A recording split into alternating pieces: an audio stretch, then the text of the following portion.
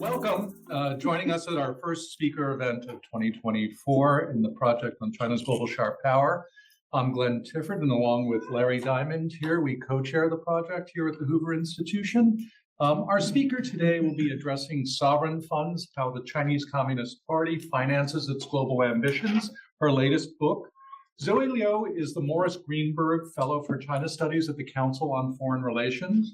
At CFR, Zoe's work focuses on international political economy, global financial markets, and energy transition. Her regional expertise is East Asia and the Middle East, and she's the author of Can BRICS De-dollarize the Global Financial System, in addition to this book. Zoe received her PhD in International Relations from SAIS at Johns Hopkins. Discussing Zoe's book and her talk today will be Ike Fryman, Hoover Fellow at Stanford University, where he studies the geopolitics of climate change and strategic deterrence in the Taiwan Strait. He's trained as an economic historian and a China specialist, and he's also Indo-Pacific director at Greenmantle, a New York-based advisory firm. We encourage our online audience to file questions using the Q&A feature built into Zoom, which we'll take towards the end of the talk. But over to you, Zoe. Thank you for joining us.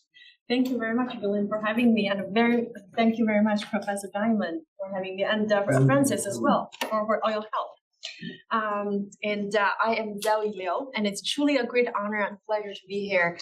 So I'm going to share my research about sovereign funds, how the Communist Party of China finances its global ambitions, and so this is how Harvard University Press designed the cover. They told me that this is the official slides that we want you to use. So I figured, okay, it looks nice, and I'm going to sort of spend about 20 to 30 minutes, share with you why I did this book, and then do a little bit of detailed discussion about when I talk about the Chinese sovereign funds, why I do not name it China's sovereign wealth fund.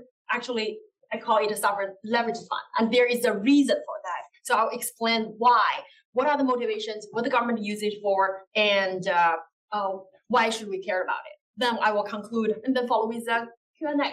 So an acknowledgement, this is half of my doctoral dissertation, but it was not the dissertation that I hoped I would want to do.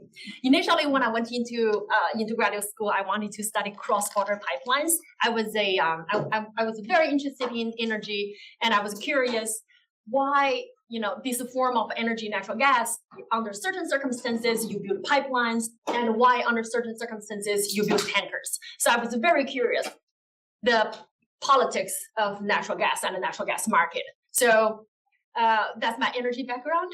And 1 year into my PhD program, I went to other people's PhD dissertation prospectus defense. So to understand, what it looks like and what should I be looking for. Then I realized that folk was doing exactly the similar topic I wanted to do. So I had to pivot. And then I asked myself, without departing too much away from energy, what are the topics that I can look at? Then I stumbled upon sovereign wealth fund.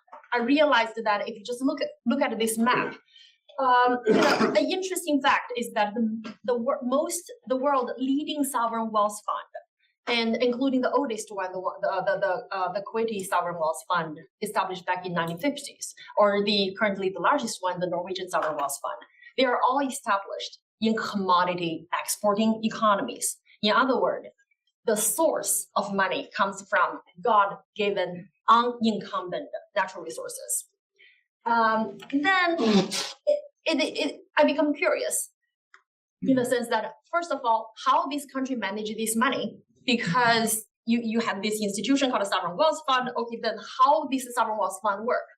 As I look into the literature, I realized actually China also has a sovereign wealth fund.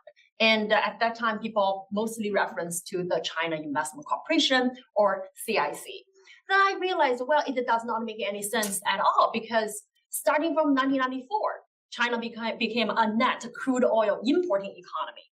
And then in the 2000s, China became the largest commodity importing country in the world. So if the majority of the sovereign wealth fund were established by commodity revenue, how could China, as the largest commodity importing economy, have a sovereign wealth fund to begin with? And then existing literature talked a lot about, well, China has a lot of foreign exchange reserves, hence it makes sense for China to use foreign exchange reserves to establish sovereign wealth fund, hence CSC.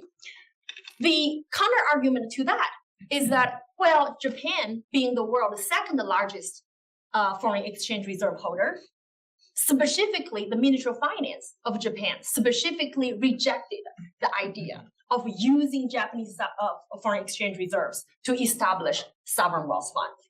So this was the empirical puzzle that drives this research. So if you read my dissertation, it talks a lot about foreign exchange reserve management and the comparison between China and Japan.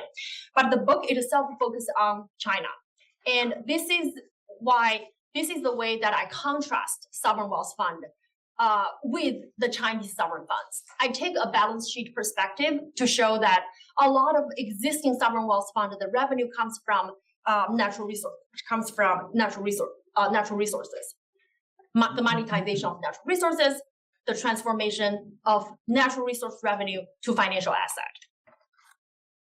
This is not how China established the sovereign wealth fund, and I call it sovereign leverage fund. In the process of establishing not just a CIC, but a series of government-owned investment institutions affiliated with SAFE, the so-called State Administration of Foreign Exchange, is the foreign exchange management arm of the People's Bank of China. So through a series of explicit and implicit leverage that China was able to establish a collection of sovereign leverage fund. And if we can just go to explicit leverage, I'll explain what is explicit leverage. So explicit leverage by name, it involves the expansion of the balance sheet. Basically, the government will issue debt. And in the case of China Investment Corporation back in 2007, it was Ministry of Finance issue special purpose bond and use the bond proceed to purchase foreign exchange reserves from PBOC, People's Bank of China, and use the bond proceed to capitalize sovereign funds. By definition, this process involved the issuance of bond, involved the higher leverage, involved the expansion of government balance sheet. Hence, it's explicit leverage. In other words, you can trace the how the capital is raised or how the foreign exchange reserves were removed from the accounting of official foreign exchange reserves statistics into foreign sovereign funds at that time called China Investment Corporation. And this is important because official statistics by IMF definition in terms of foreign exchange reserves, it does not include foreign exchange asset managed outside of the monetary authority. And in addition to that, yes. Do you have time for questions today, or are you just? Yes, I have questions. Yes. If you have questions now, I'm happy to take them. Could we wait until after the discussants, or are you short on time? I want to make sure what the format is, so Okay. I'll wait till later. Sure, thank you. And the conventional method of foreign exchange reserve management is that it has to be invested in liquid and safe, low-risk asset. Whereas the moment you remove foreign exchange reserves to invest in higher risk or risk-bearing asset, such as real estate or infrastructure, is no longer counted as foreign exchange reserves, right? And then that's explicit leverage. Implicit leverage is slightly different because explicit leverage, you can trace it through the accounting, whereas implicit is different. Implicit leverage, if you go to the next slide, you realize that it basically involved a recharacterization of the risk profile of a certain portion of your foreign exchange reserves. In other words, you without the Ministry of Finance issue any debt, the Foreign Exchange Reserve Management Agency in the context of China, SAFE, State Administration of Foreign Exchange, can basically use foreign exchange reserves either through the format of entrusted loans to help Chinese companies invest or purchase assets overseas, or it can use these foreign exchange reserves before they were used to invest. They use this money to capitalize a series of other investment vehicles. And the moment this money is removed from the safe and the liquid asset used for other type of investment, they are no longer foreign exchange reserves.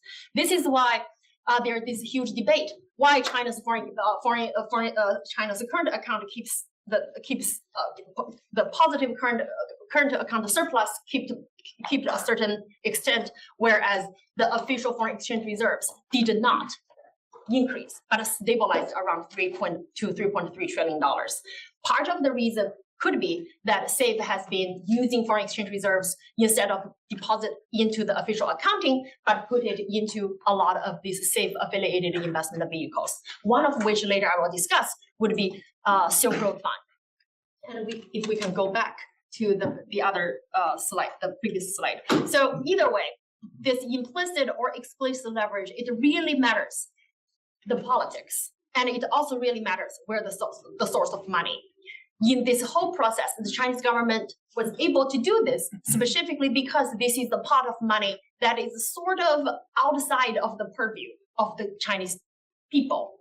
And then the creation of all these investment vehicles, it actually involved a lot of political battle between different agencies, such as Ministry of Finance and People's Bank of China. And once these institutions are established, it also matters who gets to influence their investment decision. Right. So these are the two case studies discussed in my book. The first one, China Investment Corporation, this is the process I discussed before. Basically, Ministry of Finance issue bond and then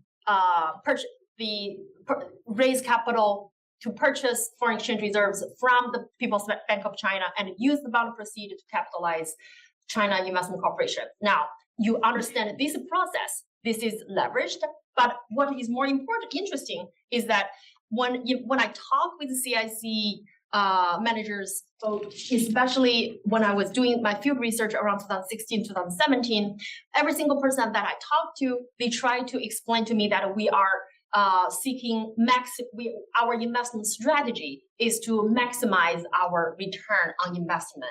In other words, they seek to behave like a normal market participant. But I find it's hard to justify. Part of the reason is that if you benchmark CIC's global portfolio versus S&P 500 annual performance, it turned out that most of the time they underperform. And in the years that is slightly up, they perform better than S&P 500, such as last year. Part of the reason is because they are way much more diversified than equity market, right? So what are the reasons to explain why especially the global portfolio underperform than if you just invest in a passive index fund? I think it's if you are pure market participant, at least you should track it. At least you should try to track it closely. Then I also compare CIC with its peers. I choose basically the top, the largest one. And if you just compare CIC is the third one, the third one on the table. This might be a little bit difficult to read, so I put a chart here. The red dot shows you where CIC lies, and the darker green line is the average. And the little gray circles shows the other funds' performance.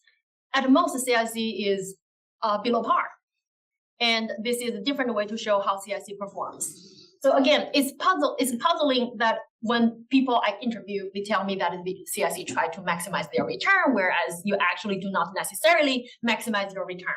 So what could potentially explain it?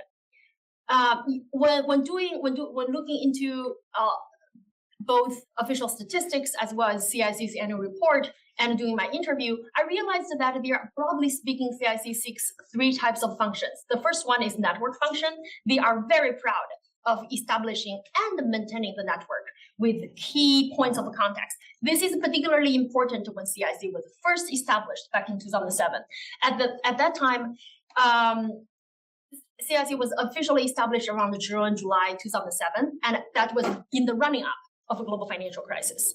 And the very first time CIC made the investment, or for that matter, the very first time that China's foreign exchange reserves were used to invest in overseas market directly, was the deal with the Blackstone. And people talk about that deal very fondly through all my conversations. And if you look at SEC filings filed by Blackstone, it turned out that they also have very good, or read Stephen Schwarzman's memoir, or his own memoir. People talk about it fondly. And in SEC filing, the investment is not recorded as CIC, but recorded as Beijing Wonderful Investment. I find the name is very, very interesting. And people later explained that, actually Stephen Schwarzman, yes, the relationship with CIC for him is tremendous. It basically opened the door for him to China's vast market. But then for CIC, they explained to me by saying that, well, with $200 billion initial capital injection, the stress of reducing cash drag, meaning you want to invest money as soon as possible so that you minimize the opportunity cost of not investing, right? So that pressure was very high. Therefore, as a little team, less than 12 people, less than 1,000 people when CIC was first established, we were very keen to have access to the best talent out there. Hence, the deal moved forward. And later, in times when U.S.-China relationship sort of deteriorated, especially during the Trump administration, Chinese policymaking circle consider Mr. Schwarzman as one of the few people who can deliver the message to the White House. And then the second function is more important from my research, is that it actually plays the role of a capital mobilization. It's a sort of, Alexander Gerschenkron's capital mobilizer in the 21st century. The idea is that they invest in strategic assets to help China diversify its foreign exchange reserves. And you read this in CIC's annual report, and you even read this occasionally in some of SAIS annual report. In particular, 2018's State Administration of Foreign Exchange have a box show that this is our goal. Our goal is to diversify foreign exchange reserves, and at the same time, we want to invest in strategic assets overseas. And what are the overseas assets they invested in? Oil and gas, obviously, mining and minerals, Belt and Road Initiative, and we also supported China's technological edge. A good example would be Alibaba. Many people think that Ma Yun is very successful. He is. I do believe he is a tremendously successful entrepreneur. However, he would not have been able to secure the money to launch his IPO back in 2014 if there were no CIC-led money injected to help him to help him. So that's one such example. And then the other one, Chinese, a good example would be Didi, the Chinese Uber. Uber ventured into China, but eventually they had to quit. Part of the reason is because Didi received a lot of financial support directly from CIC, China Investment Corporation, so that they were able to outcompete, right? And then finally, in terms of semiconductors, CIC lead the investment into China's very first semiconductor investment fund back in 2013. So if you think about a lot of the conversations that we have now, like how come China become the dominant player in global critical minerals market, and why China have access to a lot of these Western technologies, especially advanced startup companies here in the United States, or for that matter, when France or Germany in particular, when they were fully embracing Chinese investment, a lot of this did not just happen overnight. It did not happen after Belt and Road Initiative. A lot of this foreign exchange diversification conversation happened back in the early 2000s. And then finally, legitimization function. This specifically speaks to why CIC wanted to be part of the IMF Global Sovereign Funds Forum. So it is a voluntary member, is one of the initial member joining the IMF's International Sovereign Funds Forum, and it's a voluntary signatory of the so-called San Diego principle. It's a principle that sovereign funds sign to say that we are not going to invest with strategic purposes. We oblige to and we promise to invest only to seek for financial returns. But in reality, you do see that reality is more complex than that. And a few details in terms of where CIC invests from overseas oil and gas companies in Canada, in the United States, and invest in mining and mineral companies, again, both in the United States and elsewhere as well. Then finally, in terms of joint corporation funds, the reason I mentioned joint corporation funds is more relevant in the current context, especially since the United States strengthened investment screening, the CFIUS in particular, in terms of the inbound investment screening. The idea is we do not want, for national security reasons, we do not want undesired foreign entities to have a hold of our strategic asset. So, one way that CIC has been trying to go around the CFIUS investigation is to set up a joint cooperation fund or joint investment fund. The idea is that by setting up this joint investment fund, the money is yours, but you can argue from a regulatory perspective, the entity is not a foreign alien, but a domestic person. And a good example would be the China-U.S. Industrial Cooperation Partnership. This was a product after President Trump visited China, and it was a partnership between CIC and Goldman Sachs. The source of money comes from CIC, but Goldman Sachs managed the money. And around 2019, they started to make investment. And when CFIUS started to ask questions, Goldman Sachs successfully argued, saying that this is a domestic person from a regulatory perspective. Therefore, when they were trying to buy a California-based company called Boyle, the deal was able to go through. And there are also several other corporation funds in addition to China-US, like China-Ireland, Japan-China, China-Russia, China-France, and a series of others. And a lot of these corporation funds also happened since President Xi Jinping took office.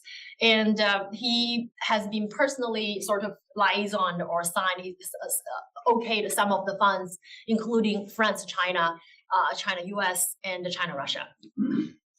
And then, in terms of investment in companies along semiconductor supply chains, there are 3 companies here in the United States. But what I wanted to mention is China's the Semiconductor Manufacturing International Corporation, as well as the Semiconductor Investment Fund.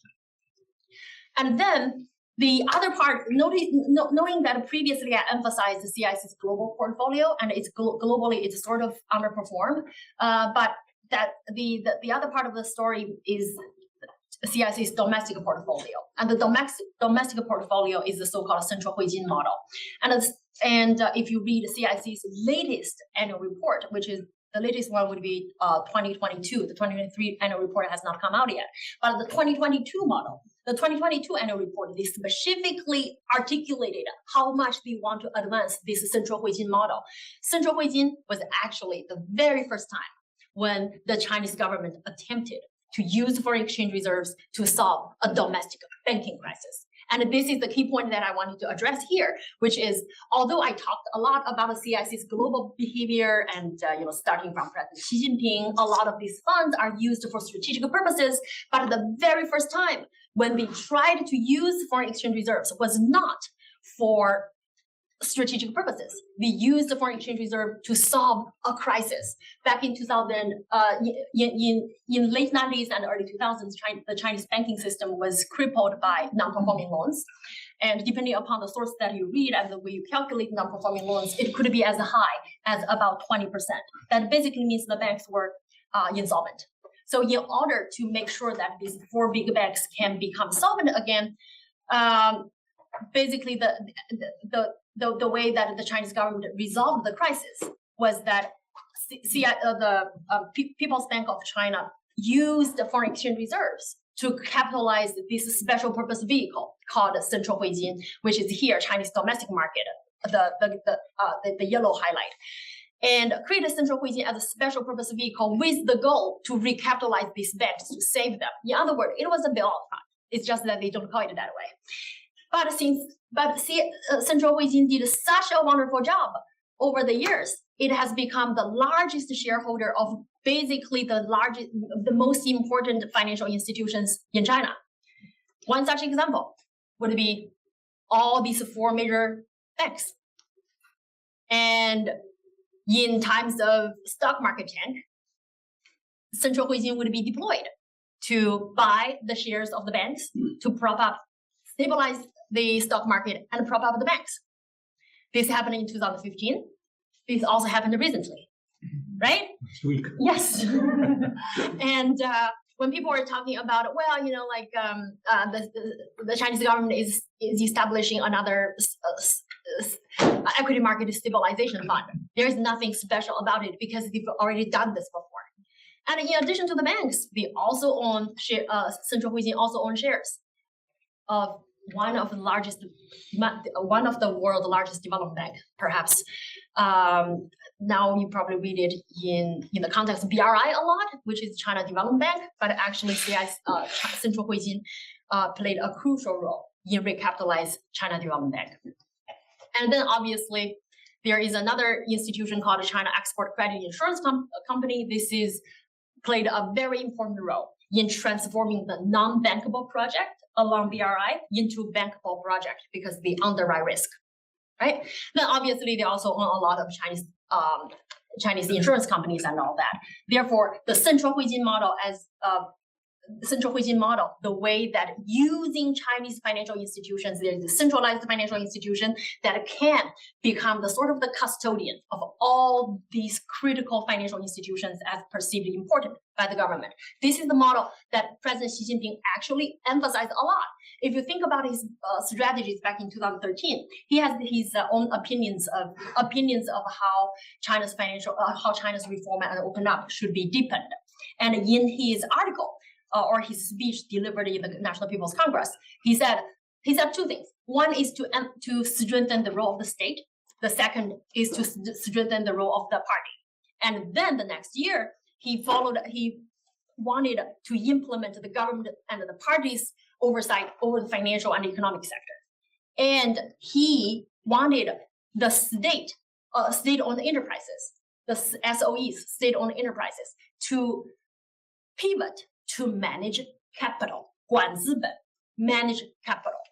And guess who is the person in charge of implementing the 管资本 reform of the SASAC, 国有资产监督管理委员会? It was Lou Jiwei, who was the previous CIC chairman. So, and in Lou Jiwei, in his whole discussion, he said, well, now we are going to reform all the SOEs and reform all these, reform the SASAC. The idea is to make SOEs focus less about personnel management, but they should really care about how to manage money. 建设中国特色的金融强国. They wanted to make China a financial superpower. The model they are thinking about is Central Huijin, the Huijin model, and they talk about this so many times. And if you read President Xi Jinping's latest comment on strengthening China's financial power, he actually also talked about 加强管资本, strengthening how the state-owned enterprises and the party's role in governing, in managing capital. And perhaps there is a reason for that. And I think I would be the better person to explain why there is the reason. And then the other part that I wanted to talk about in terms of implicit leverage is SAFE. And SAFE is very interesting because when I was looking into the literature, most of the conversations about China's sovereign funds was focusing on China Investment Corporation, CIC, less so about SAFE. And there is a reason for that. The reason is because, SAFE basically, if you go through its annual report, they do not report anything on their annual report. In other words, many of these are off balance sheet. But you can read this in official press releases, and if somebody buys stuff on Shanghai Stock Exchange, there is paper trail that you can trace. So, interestingly enough, it follows a very similar model that as CIC. CIC has domestic arm and international arm. So is SAFE. SAFE established this institution called Buttonwood Investment Holding, and when it was established back in 2015, the whole purpose was to capitalize the Belt and Road, one important institution related to the Belt and Road Initiative, which is the Silk Road Fund, down at the bottom. So that was the initial purpose of why SAFE wanted to create a Silk Road Fund, and that was also part of the President Xi Jinping's signature initiative.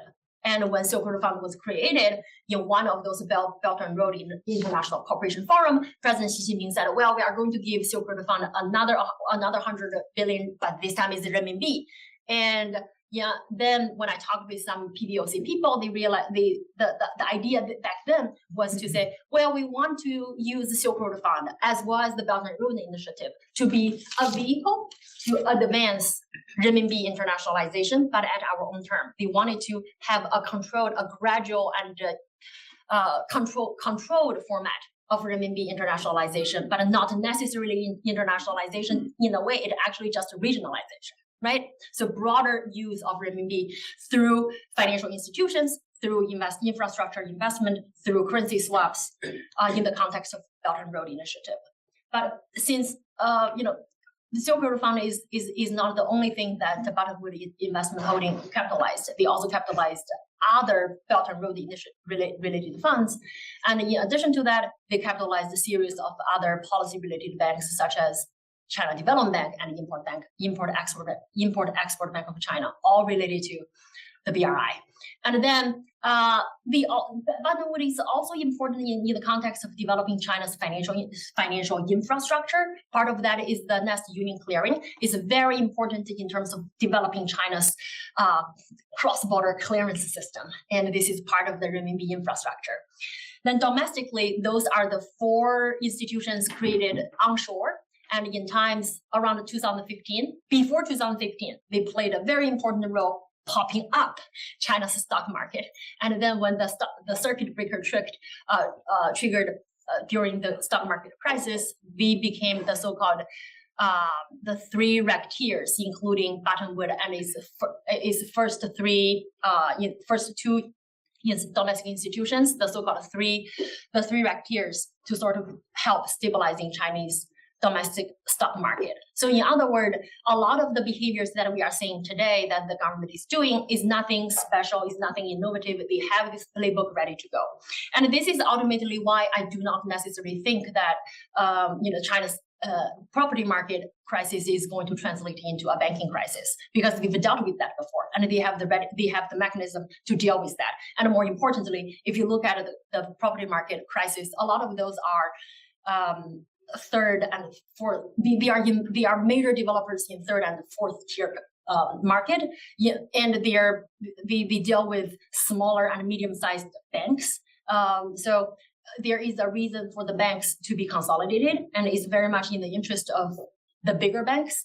So as long as the banking crisis does not involve the big banks, they are happy to have more consolidation going. And I envision that more banking consolidation is going to happen this year. So if you take a look at some specifics about Silk Road project financing, it's quite interesting. The format they do is classic equity plus debt. But the thing that they invest in, they not only invest in places like Pakistan or Russia, they also invest in places like UAE. And the other sort of cooperation fund with foreign institutional investors, this is also something that CIC has done. CIC has done, and the Silk Road Fund also did.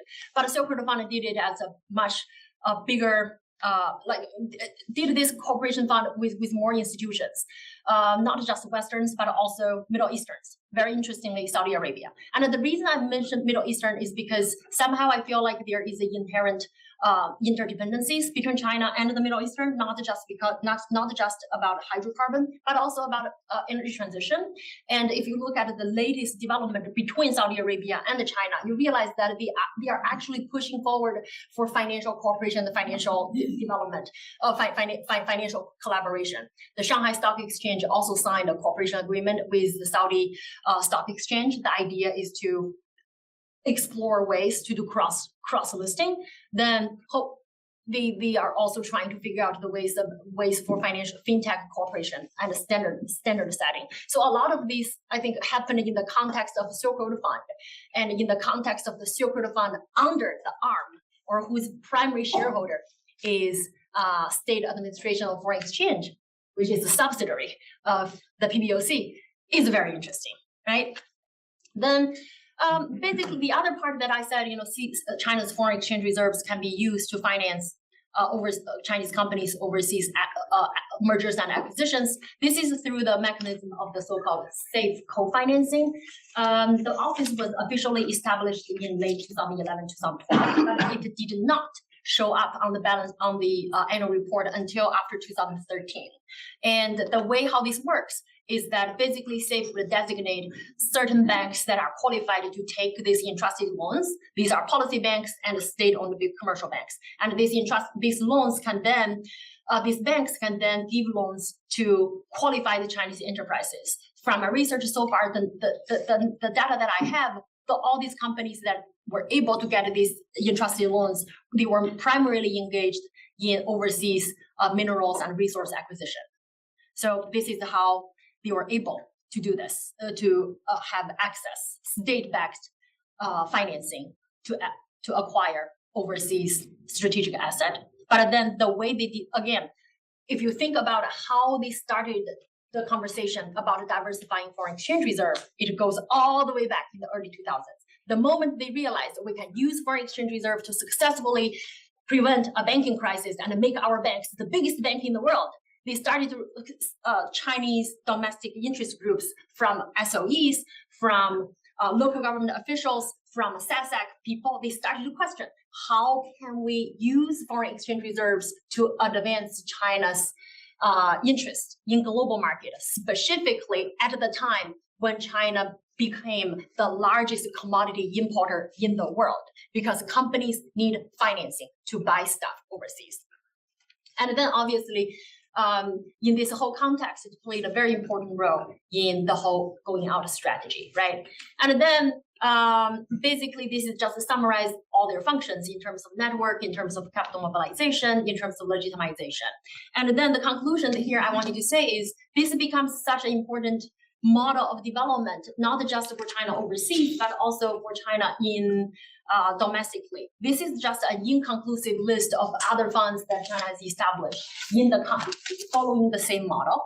And China is not only not the only country that seeks to use leverage, issue either implicit or explicit leverage to establish sovereign funds.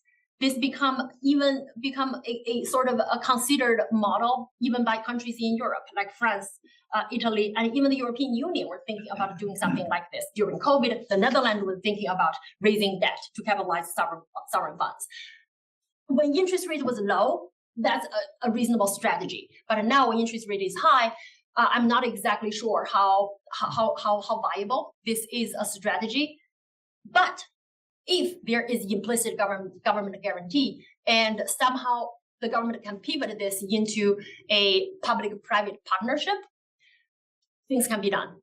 And not just China does this, but also not just advanced economies or China, but also countries like Saudi Arabia is doing it, like the PIF issue bond. Like I would not have imagined that countries like Saudi Arabia would raise debt to finance something, but PIF, the Public Investment Fund, did raise green bonds specifically for the purpose of financing their green transition. In other words, sovereign leverage fund become a way that countries, sovereign entities can raise capital to finance some specific goals that they want to achieve. It doesn't matter whether you have natural resources or not. And actually, China showed that you can do it. So this is my presentation. I hope that is at least entertaining. So we've asked Ike Fryman to make some reflections and comments, and then after he's done, we'll open it up to the audience for questions. And those of you online, again, I encourage you to file your questions using the Q&A function online. Thank you. I believe after I go, Zoe's going to get a response because I have I have some questions. Okay. So, Zoe, thank you for joining us. You've, I think, done an amazing job with this book, doing the hard work of forensically piecing together what we can know about how the balance sheets of these institutions function, and pairing it with some, I think, exceptionally deep field research, which includes interviews in Beijing that you could not get anymore. You've shown light on how two of the most significant financial institutions in China function. I'm talking about CIC and SAFE, and you've based on that analysis, shed light on a whole range of different literatures relating to Chinese political economy, Chinese finance. I think we could have a whole conversation about the implications of this for RMB internationalization. What I would like to do is highlight two contributions of your book to the literature that I think are particularly salient for this group. In the process, I want to try to translate some of these more complex slides into simplified, hopefully not too oversimplified, sort of stylized points, and give you the opportunity to tell me if I've butchered them. And then I want to conclude by asking you to reflect on how these institutions might behave if things go in a very dark way between the US and China. So I think the first big contribution is how this book highlights the role of the sovereign leverage funds, the SLFs, in the backstory to the Belt and Road. So the traditional conventional wisdom is that the Belt and Road was launched in 2013 as a vehicle to help China export industrial overcapacity in heavy industry. And much of the literature, Minye's work, for example, has talked about competition between SOEs to get money from the state. That's how, in my own work, how I thought about it. Xi Jinping hijacking a system that already sort of existed and harnessing it to address his personal goals, which included creating a cult of personality, but also centralizing his personal control over China's domestic political economy by saying, I am the one via these institutions who can decide who gets allocated capital. So I think you agree with this argument, but in the history that you present in the first two chapters, you say that this process begins much further back. It actually begins in the mid-2000s, right when the going out strategy is taking shape. And the original goal is something quite different. It has to do with using this excess of foreign exchange to go and get a better return than putting it in cash or cash equivalent treasury bonds, which didn't yield much. And I think you show very persuasively that around the time of 2013, when Xi Jinping is elevated, there is a profound shift in the model. And the new decision is coming out of the 18th National Party Congress that the purpose of CIC is not just going to be to get returns, it's actually going to be to align the state-backed capital in favor of a handful of industries and regions of the world that Xi Jinping thinks are strategic. And in my reading of your book, tell me if you disagree, is that the transition from Luo Jiwei to Ding Xuedong in the leadership of CIC in 2013 marks this transition in which Xi Jinping himself effectively takes over these institutions.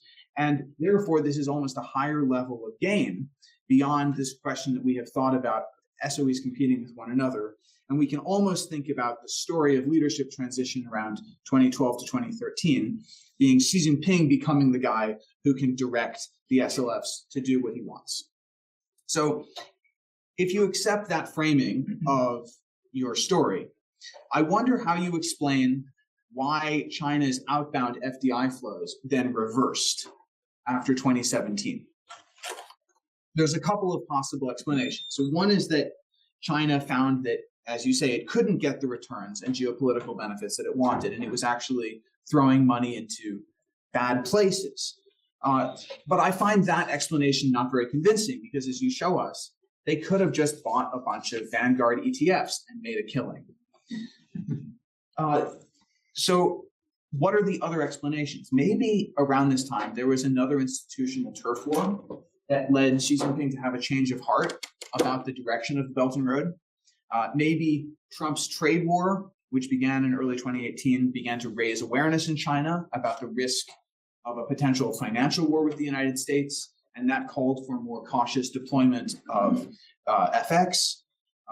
And maybe Chinese authorities learned something. Or remember, this was the time that they were beginning to speak about de-risking, if not deleveraging, the domestic financial system. And an increasing awareness of the fragility of the domestic financial system might have led to a more cautious approach to managing FX. But from a historian's perspective, I think this has to be explained because so much political work was done to talk about how Belt and Road was awesome and we have to go out and invest abroad between 2013 and 2017. And then speeches made by Li Keqiang eventually slammed on the brakes after that point, and Chinese outbound FDI has continued to fall since then. So I think that's a puzzle that has to be explained. This leads me to your book's second big contribution, which is that you illuminate in a way that no one else has satisfactorily done the hidden interconnectedness between the Belt and Road and more broadly China's overseas asset accumulation and China's domestic banking system. So if you look at the balance sheets of the big Chinese state banks, you will see a picture of a financial system that has a lot of debt, but is very sheltered from big external shocks.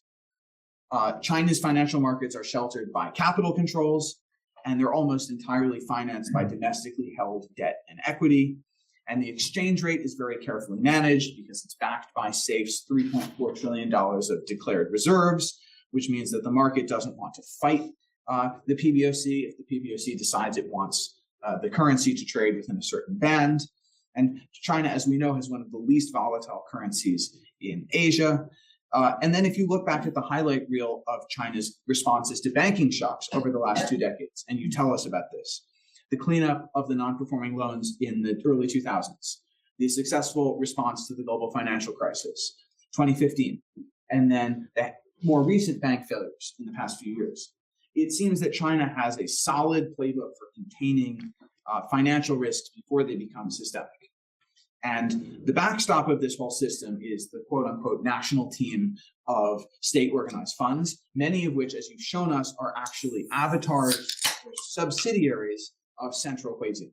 So this is an amazing, toolkit. It means that anytime the system gets rickety, the national team can just marshal a seemingly unlimited amount of capital to stabilize things. And if you're a market participant, you don't dare bet against central Huizing ultimately getting what it wants. But by contrast, I think Belt and Road is conventionally seen as this totally separate phenomenon because it's funded through dedicated funds and policy banks, the China Export-Import Bank, the China Development Bank, the Silk Road Fund, and so forth. And it's tempting to assume that these entities are separately capitalized and that if the debtor countries can't repay, the national team would just bail them out like they would bail out any other Chinese bank. But if I read your work correctly, that's not quite right. Because the Belt and Road and broadly all of China's overseas asset position, directly or indirectly, and China's domestic banking system are actually two sides of the same coin, which is central Huizing. Central Huizing is the shareholder in chief of all of the big four banks. It's also the national team that bails out the big four banks if they come close to insolvency. And it's also the key bankroller of the Belt and Road with perhaps $1 trillion or more of highly speculative, illiquid investments overseas. That sounds like potentially a great big macro stability risk. If central Huizing were over-leveraged, overloaded with bad assets, and extending and pretending the bad loans so it didn't have to mark them to market, well, it wouldn't tell us. As you've shown, that might explain some of the opacity. It would also explain why China's outbound lending reversed after 2017, and why China's authorities continue to make it so hard to piece together what CIC's balance sheet actually looks like. Speaking of data dishonesty, your colleague Brad Setzer has done some fascinating work lately, arguing that China is also cooking its balance of payments and investment income data. And his methodology is a bit complex, but he concludes that China's current account surplus is actually about twice what it declares. It's not 2% of GDP, it's 4% of GDP, which means hundreds of billions of dollars of undeclared FX flowing into China every year and being squirreled away somewhere in the system because SAFE doesn't declare them as reserves. So I assume, because you and Brad collaborate, you're familiar with his work.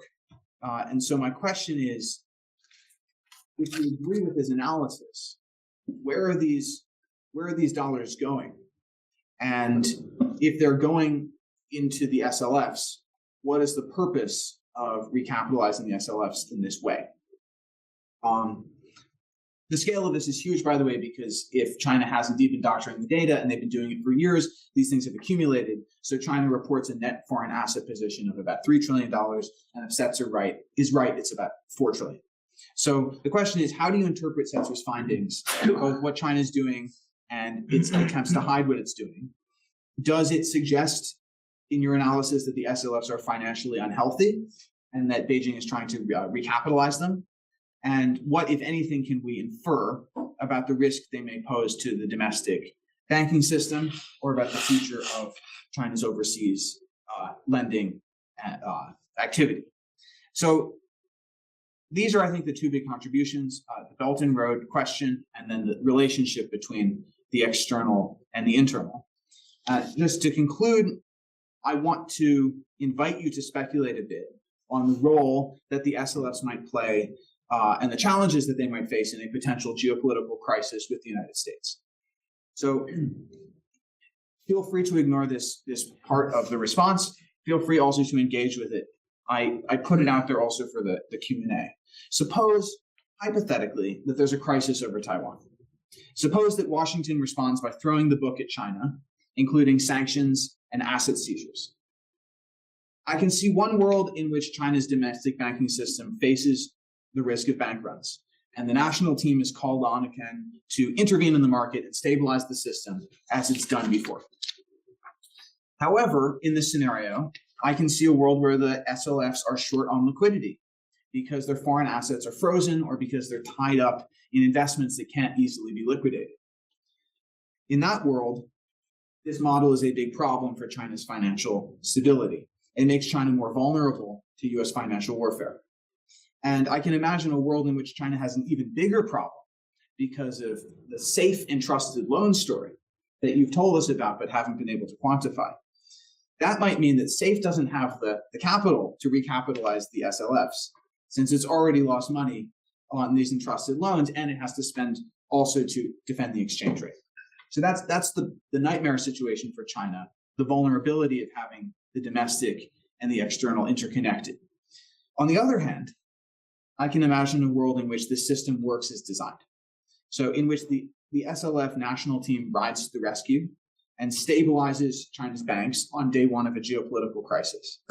And then I can imagine that starting on day two, the SLFs are weaponized because they can borrow against their foreign assets and they can maybe get more capital from SAFE and they can go into US capital markets and start buying and selling stuff to wreak havoc. Final thought is, in light of the conversation that's happening in Washington right now about confiscating frozen Russian assets, I can also imagine a story in which on day T-30, before a big blow up over Taiwan or something else, the SLFs try to liquidate all their dollar assets and flee to safety in other currencies where their assets can't be frozen. So to the extent that you're willing, I'd like to invite you to join me in this speculative game. What role are the SLFs designed to play in the context of a financial war with the United States? What might they do in advance of a potential conflict that might give us advance warning? And God forbid, if a financial war came to pass, do you think they would work as designed? Thanks very much. First of all, I thank you so much for your careful read of my book and for the for your thoughtful comment. Please write a review of my book. You would be a great reviewer. You would be a great reviewer. And this is excellent. So I'll just start with the first question, just to jump right into it. The first question, why FDI reversed after 2017? I think all the scenarios and all the reasons that you listed are valid. And I wanted to just add two additional potential explanations. The first one would be heightened international environment, or less friendly, although 2017 was not a necessary trade war. But if you look into the literature, or just look at China's financial flows and who invested in what and who started to be grumpy about China's government-led investment. Actually, I consider 2015 as a watershed moment, because 2015 there was this. It was not about the United States or Canada. It was actually about Germany, one of the countries a leading country that fully embraced China up until 2015. that company has nothing to do with China's sovereign funds. To be honest, that company was China's appliance maker called Media Meidi. It makes like TVs or refrigerators or washing machines. But that company has a very clear goal. It wanted to be a smart appliance maker in China and wanted to be be smart. So it made a very successful investment in a leading German robotic company called KUKA. And I get the opportunity to talk with some German people, including later who was the lead author of German's investment screening regime, which eventually become, German was a lead country in the entire European Union together with Italy. I got a chance to talk to him, and he was very angry about that purchase. But the scenario, the unfortunate scenario about 2015 of media's purchase of KUKA. KUKA was the leading, one of the premier, like one of the crown jewels of the robotic company in Germany. And when that deal happened, when the bid went forward, when the board approved it, the German government went forward and say, no, this cannot happen. We cannot let this happen. Can we have other German companies, please, you guys put some money, bid it. So sort of bag it around, and nobody in Germany would be happy to take the risk. And then obviously the robotic company KUKA at that time had some balance sheet problem, and people did not want to bear the risk. And then they moved around to other European countries, and nobody wanted to take the risk. So eventually the Chinese went forward to bid, and then triggered a massive kind of a backlash in Germany. Hence, that's the backstory of how Germany suddenly becomes so worried about China's strategically oriented investment. So knowing that, and obviously China's with the European China EU investment agreement framework did not go forward. It's sort of like a permanently shelved. We do not know when it would be resumed, and that basically means the Chinese investment flowing into one of the most friendly market becomes not as favorable as before.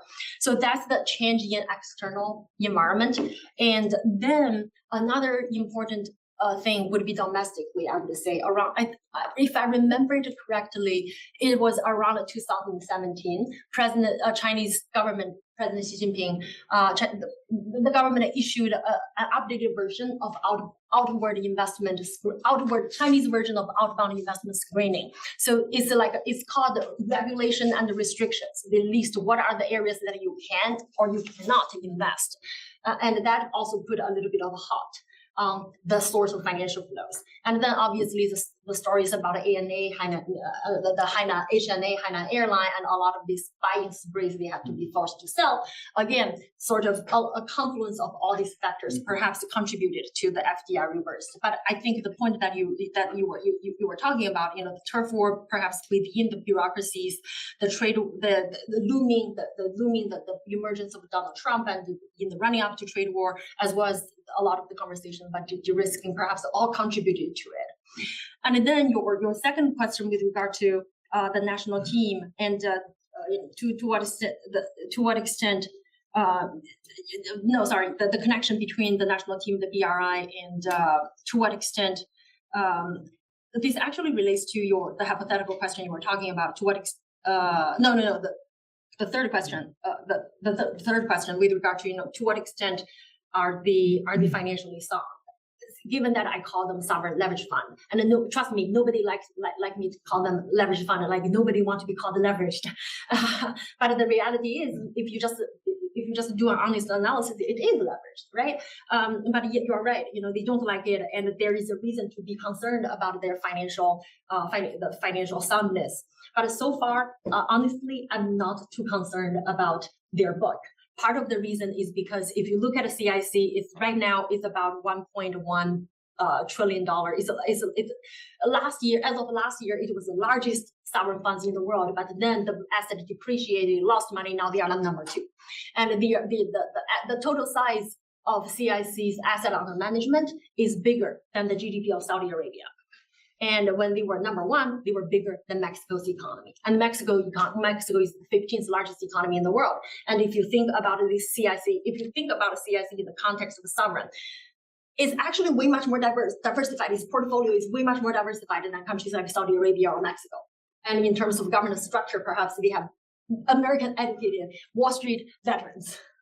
But the problem becomes to what extent they can safely guard their asset, and to what extent they have the financial expertise, but to what extent when they make investment decision making, their optimization function is only about pursuing financial return rather than this intangible stuff, right? So if President Xi Jinping decided that we wanted to have about 100 billion RMB to finance BRI, this is what we want to do. You have to make money for that.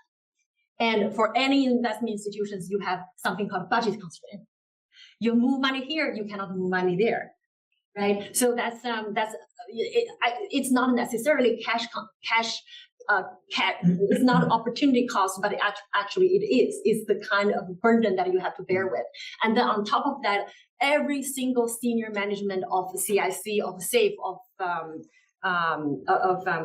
Central Huijin, they have to be approved by the party's HR department. Is the party decide who take this position? It's not that the board decide, right? Then finally, so there is a reason to be concerned. But right now, if I just think from pure financial, from market diversification perspective, I think they are pretty solid. And then the other part of the solid why I think their book is solid is actually related to what you were talking about. Their asset. If you CIC, again, this relates to CIC global portfolio versus domestic. About 2/3 of CIC's $1.1 trillion is held domestically.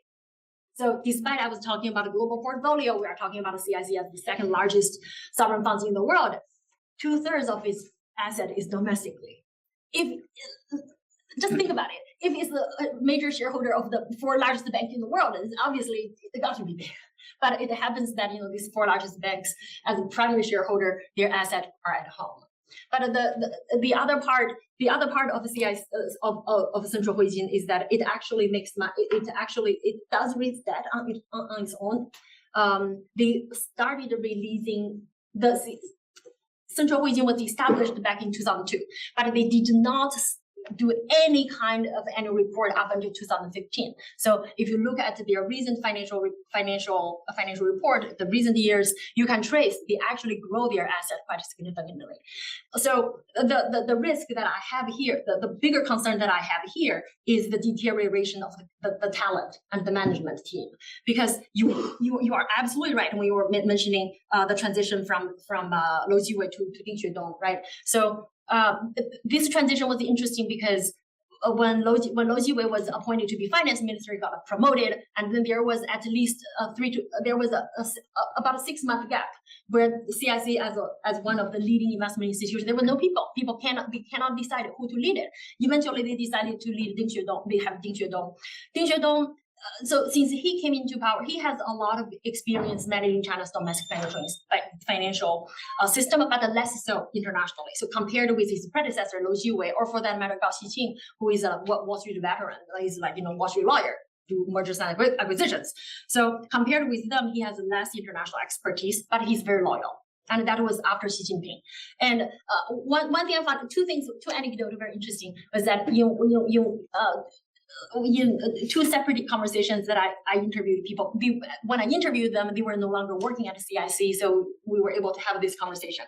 So one person told me that since Ding Xuedong came into power, there was an internal anti-corruption going on. And they went around and asked people to self-discipline. And when you report other people from doing, or you were discovered any wrongdoing, you have to write 道歉书, like a 检讨书, like a self-correction. You have to write a 检讨书, and you have to sort of basically publicly express, I did this wrong and I should not be doing it. And that was on the Ding Xuedong. And then the other interesting anecdote was that at a bigger level, China's National Audit Office actually conducted an audit about CIC around 2015. Actually before 2017, the watershed moment you were talking about. And once you started audit, it's a process. And then the result of the audit is that they discovered some of these CIC people use company money to play golf. And then it becomes something that worth criticizing. Therefore, playing golf is no. So it's very interesting what has happened under Ding Xuedong compared with his predecessors. And now from Ding Xuedong moving to now Peng Chun. Peng Chun is somebody who, the current head of CIC, he is somebody that has zero international experience. His whole experience is from ICBC, is he rise up through China's domestic banking system. Now you see, based upon who they appoint, it shows that we probably want to put more emphasis on people who are more familiar with Chinese domestic banking system. And more importantly, he knows that these are the people we trust, right? And then on top of that, Rose Yue is somebody has proven track record to make CIC work, therefore he is being put in charge of pushing forward this idea of reforming SOEs so that they are better at managing capital. But this better managing capital is defined by the party, meaning you have to follow this specific way. We want to channel money into these specific industries as you laid out. And I think I'm worried that this trajectory is only going to be exacerbated rather than reversed. Part of the reason is because of China's slow economic recovery, because when the economy was growing, the need for the government to spend the money on a variety of issues from healthcare or social benefit expenditure or infrastructure or any type of stimulus, the demand is low, and the SOEs did not have that much demand to ask government to. Basically, the guys outside holding money bags, there's less of them because they can make money. But when economic growth slows down or growing international trade headwinds, that basically means that Chinese companies that are heavily reliant on international trade are going to have a more difficult time. This basically put more constraints on the government, rely on the government to support them. Therefore, you really need to make sure that all the SOEs are aligned perfectly or if possible, but as closely as possible with the trajectory that the government wanted to go. So it's not necessarily optimization of allocation in a Western free market sense, but it's more about where the party want to spend the money. And then finally, the hypothetical scenario, I really do hope that the dark scenario don't happen. I really don't hope, God forbid, a war would break out. I mean, just think about it. The travesty, 80% of the PLA combat forces, they are the one-child generation. They are people like me. I'm the only child in my family carried down the family line. And there are so many people like me. 80% of the PLA, they are the only children in their family to carry down the family line. If they die, their grandma, their parents, they are going to be devastated. I'm hoping that this is going to be the constraint that prevent President Xi Jinping to make a move, because it's going to be a very difficult social mobilization movement. But recently, what concerns me about it is that he seems to be mobilizing Chinese women. And I do believe that moms would not want their sons or daughter to be killed on the battlefield. But recently, perhaps many of you already see this on social media. There is this young 23 or 24 years old Chinese woman. She's the youngest woman captain of a Chinese battleship. And the journalist asked her, if the country wants you to go to war, are you afraid? She said, I'm afraid, but I'm afraid that the country would not send me to war. 你害怕如果有战争，你会害怕吗? Her answer is, 我害怕, I'm afraid. 我害怕国家不让我去. She's afraid that the country does not send her to war. And this becomes massive popular. And I've never seen anything that try to mobilize the women.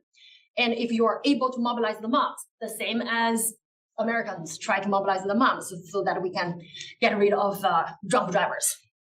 That's what when reading your paper, that make me deeply worried. I'm really hoping that this is not going to happen. But if it were to happen, I do think China at least can survive it.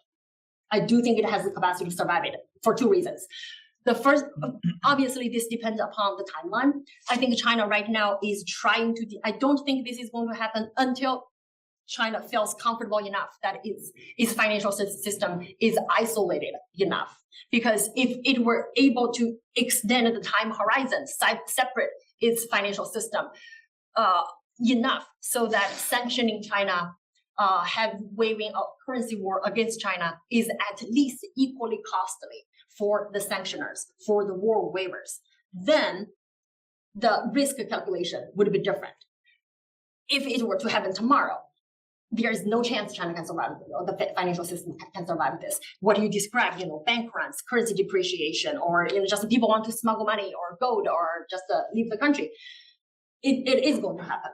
But if it were able to expand, delay, kick the can down the road while sufficiently expand its renminbi-based financial system, and you are right.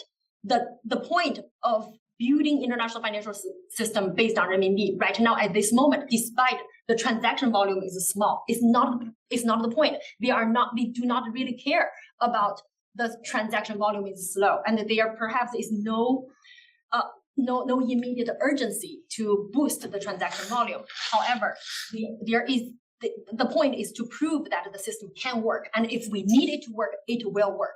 So far, based upon the renminbi-based infrastructure, the so-called CIPS, cross-bank China interbank payment system, this has been able to process not just renminbi cross-border payment, but also digital renminbi payment. And they have been doing this through international commodities market as well. And that's the other part of China-Saudi, China-UAE, all these connections. And on top of that, China has also been actively developing domestic commodities exchanges that trade commodities using renminbi. So from that perspective, if they were able to delay this sufficiently enough while simultaneously build their own renminbi-based system, not for the purpose of waging a war, but for the purpose of self-preserve, I think there is a chance for them to work.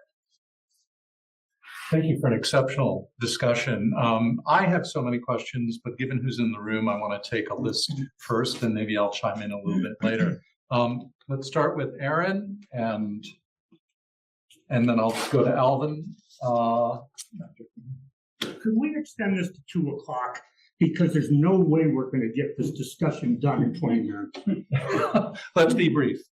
All right, thank you. Thank you for taking the questions first, since I have to step out. Thank you. Congratulations on this important book. Thank you for a really fascinating talk. So my question is very specific. It's about the stock market balance, essentially. So you have this great figure or chart rather of all the the holdings that Central Asian has in all these very important companies that are listed. So my question is, has this, of course there's huge hazard in the market where investors expect these bailouts, right? So my question is, have you seen just this, steady increase over time in the amount that's held by institution, or have you seen sales at certain points? And when have those sales occurred and to Yeah. Oh, that's a great point. Yes, they have been slowly divesting their shares on open market. So basically, it's purchased through Shanghai Stock Exchange, open market purchase, and in times of crisis.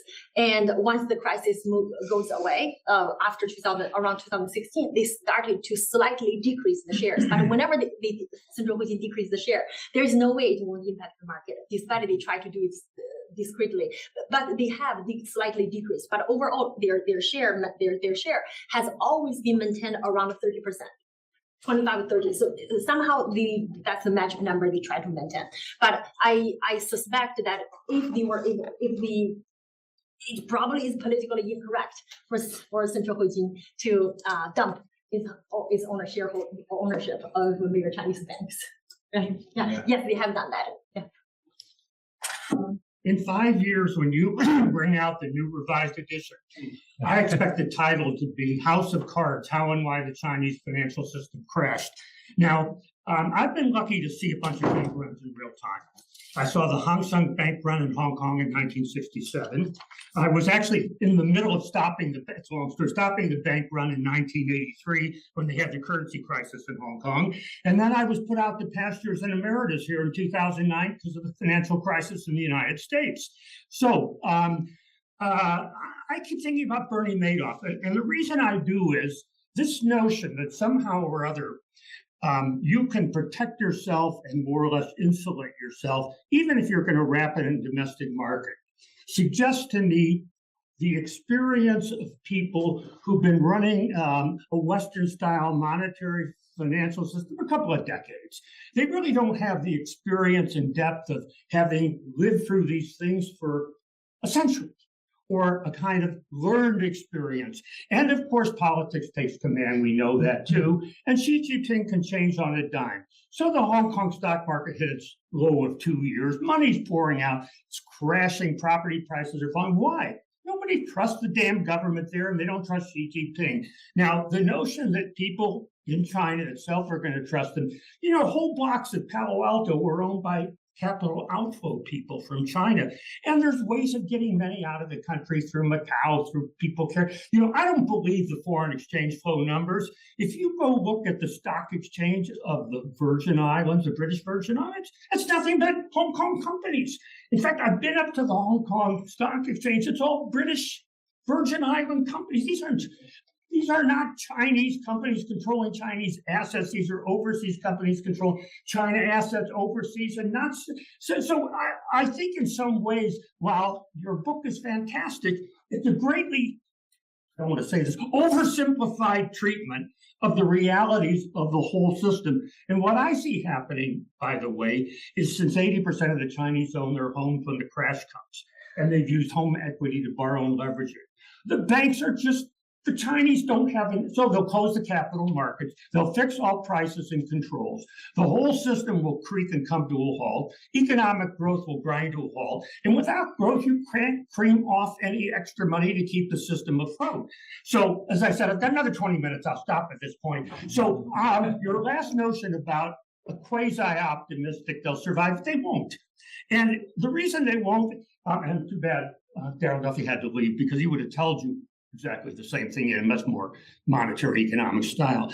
But I just don't see that they're cushioned and buffered enough with what I would call inner reserves and hidden reserves that they can go to patch holes in the dike. And when you pull out one link from the bottom of the Lego structure, you know what happens to the Lego structure, don't you? But great talk. But as I say, I think you could double and triple the size of that book. Too bad they won't let you in to talk to Xi Jinping or whatever. Anyway, but just a bunch of thoughts off the top of my head. No, this is great. Thank you so much for the thoughtful comment. I take a note of the title, The House of Card, and I keep House of Card, but I reserve the second part depending on how it goes in the revised part. I think if you allow me to sort of push back a little bit, I do think a lot of the problems that you describe are extremely solid. But fundamentally, I do think the ultimate system the ultimate problem that we all perhaps can all agree on is that the system is ultimately financial repression, built upon financial repression. And people describe Chinese economic growth model as government-led, export-driven, but I tend to think about the Chinese economic growth model built upon financial repression. Now, people can say that, financial repression is up until 2012, and then after 2012, a lot of things started to change because of the P2P lendings, because of the massive proliferation of wealth management product. But I would argue that the proliferation of all this stuff, the people buying houses, but not just by one, but by two, by three, not just buy in China, but form housing purchase group in Vancouver, in Italy, all these, or in New York, or in California, all these behaviors fundamentally is because of financial repression, is because the inherent realization that you can harvest higher return elsewhere. 28,000 acres in Oregon. What's the Oregon government about? Right, and also including investment in there this private company in Shandong province investing in American farmland. It turned out that is 10 minutes drive from American Air Base. So a lot of this, fundamentally, I think it comes down to the realization of, again, opportunity cost, right? The system itself is by no means perfect, but I do think there is this tension between this is what the government want and this is what the people want. So this is actually my next book project. So the idea, so it's I'm rebelling against myself rather than studying the government, but study the people and how people cope with this financial repression system. My working hypothesis is very much similar to what you were describing. So the idea is that when in the early days of reform and open up, people were all motivated that okay, great, now you are basically and population decline that's really dropping like a lead rock in China. Yes, Biggest ever. right. So the whole idea is that like there is this growing incentive mismatch between the people and the private sector. And it's all your women's fault in China. They're not having kids. Very much so. Very much so. So hopefully I can address some of the questions. No. Okay. All right. No, as I say, I want another half an hour. I had a question. Did you see any maybe a counterpoint to at the national level investment, at the provincial or the municipal level, using similar leverage funding vehicles? Because I'm concerned that they're going to copy what they're doing at the national level. They'll be actually even more overexposed in their leverage, taking bonds that are ostensibly low risk and high risk and converting them into a high risk investment, such as real estate market you were talking about. And maybe that we're even more overexposed than we think we are. Did you see anything like that? Or if they are like that, how could we determine if that's true? Oh my goodness. There are two versions of that. There are the good, the bad, the ugly, right? The good version would be the so-called government guidance fund. There are central government level, there are company level, but provincial level, even city level. There are a variety of these the so-called government guidance fund, 引导基金. The whole idea is set up this vehicle, government puts the money, and then you find other ways to raise capital, and it could be private sector, deposit money in here, and when you raise the money, it's very much like a government, very much like a private equity fund, but managed and guided by the government and has a dedicated purpose. This is the government guidance fund established for the purpose of developing pharmaceutical companies, developing like semiconductors or supply chain diversification or supply chains. There are varieties of that. The latest number shows that there is at least 12,000 varieties of those. Obviously, the size would be different. And then again, you have to figure out like different sources would give you different estimation in terms of numbers, but they are there. So this is sort of like the good part. The bad and the ugly perhaps would be related to the property market, the local government financing vehicles. Those are the classic version of the local government raising debt, but they do not want the debt to be on their own book. Hence, you set up a special purpose vehicle, and this company is going to be managed by is going to raise debt. Hence, the debt is going to be on the company's balance sheet, not on the government. Hence, is the hidden debt, the big hidden debt problem for the Chinese economy. And all these local government financing vehicles, the way that they can borrow money is because of land sales. And it's not the land sales to sell the land, it's the right to use and develop the land. Hence, you can when this property developer fail, you sell it to the next one.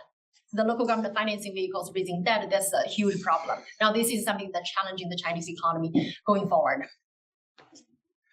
I wanted to pull on a thread of your response to that last question, because a member of our online audience has actually asked, to what extent do you think that Central Beijing, for example, and CIC actually have control over the investment decisions that are made by government guidance funds and VC funds as well in China, when they take this vast pool of resources available to them and begin to deploy them in the market?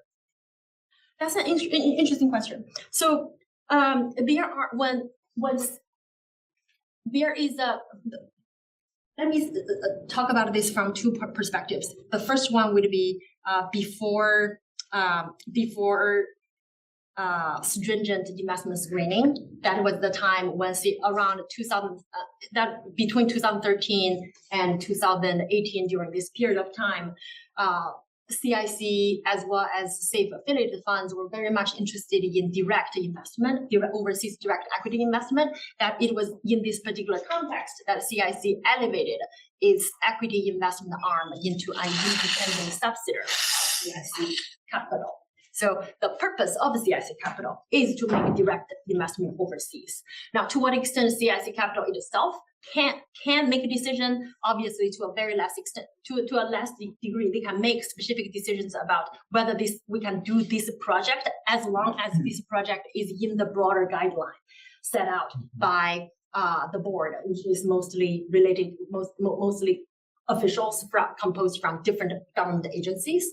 And then for the money that they previously given to other private investment funds, such as, just external asset managers, you just pay a fee, and then we sign an agreement. This is how you manage money. The purpose is to grow the asset. They perhaps has less control over how the external money is being managed. But when it comes down to if the question is about how CIC, to what extent CIC plays a role in financing this local government guidance fund and Chinese VC fund. So far, I haven't seen a direct CIC capital injection into any VC fund, but there have been joint partnership, joint investment. A good example would be the case of Alibaba.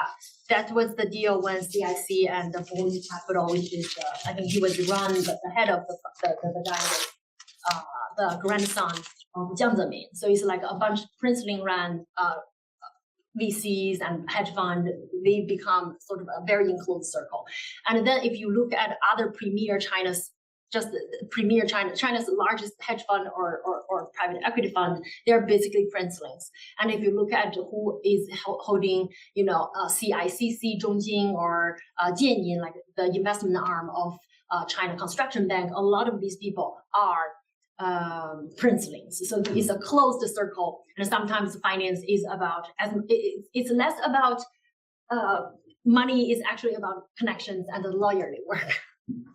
That's an excellent segue to what I think will be the last question, and I'll exert the host's prerogative to pose it.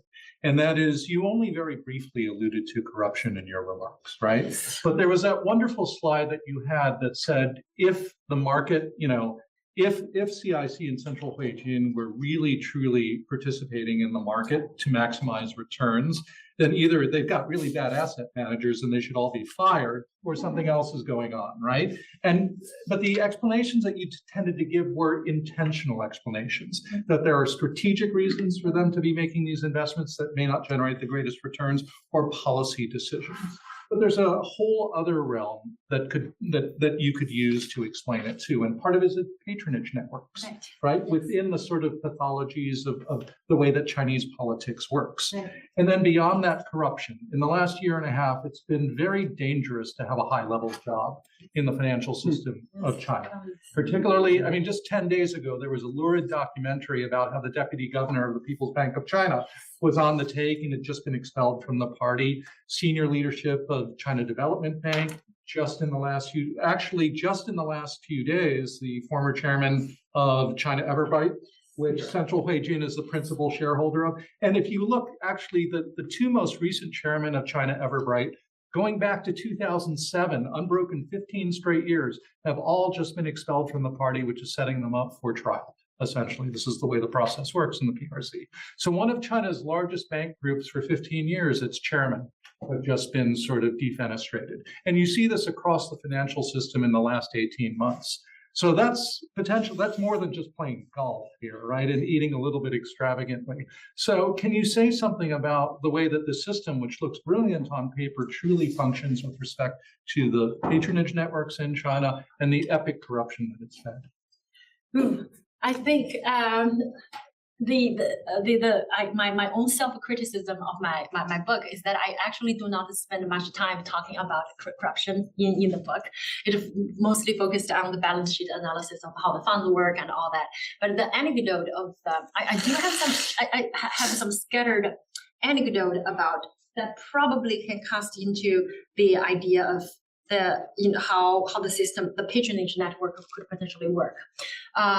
One example, I'll start with China Development Bank. A long time serving head of China Development Bank was Chen Yuan, and he was the son of Chen Yun, who was China's economic mastermind. And then, so this is just one example, and I also shared with you a couple of other examples where the princelings run the financial system. And there was even rumors saying that President Xi Jinping's wife, and not his wife, his sister, and his family's, her family's basically the support the 建设银行的建银系 like China Construction Bank. So you basically have the China's financial system becomes there. The analogy these days people use is to say in the 国民党 time there was 蒋宋洪陈四大家族 like the four big families. Right, the four big families control China's financial system, and you have Kong Xiangxi, the Mr. Kong families, the big financial mastermind. His papers are here at the Hoover Institution, by the way. Really? I'll have to look into it. Good source to use.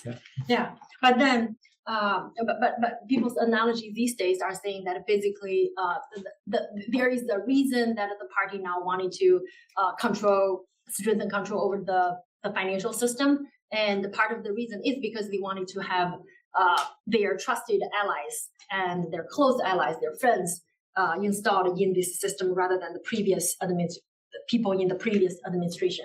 But I do not have access to the high level people. I never get the chance to talk with Xi Jinping or other his officials. So I really don't have any more insight into how much corruption is going on. But if you allow me to sort of conclude the answer by using a Chinese saying, I think it's in Chinese it's called 窃猪者诛，窃国者诸侯. Means if you rob a jewelry store, you are a criminal, you are going to be punished, you are a thief. But if you somehow managed to rob the national treasury, you rob the state, now you are the king. Thank you. That's a brilliant way to end the session. I want to invite you all for our next speaker and it's not like we didn't really plan this, but it was also from the Council on Foreign Relations. On March 18th, we're going to have Ian Johnson, who's going to be speaking about his new book, Sparks, China's Underground Historians and Their Battle for the Future. Thank you very much. Thank you, Ike. Thank you, Zoe. Thank you.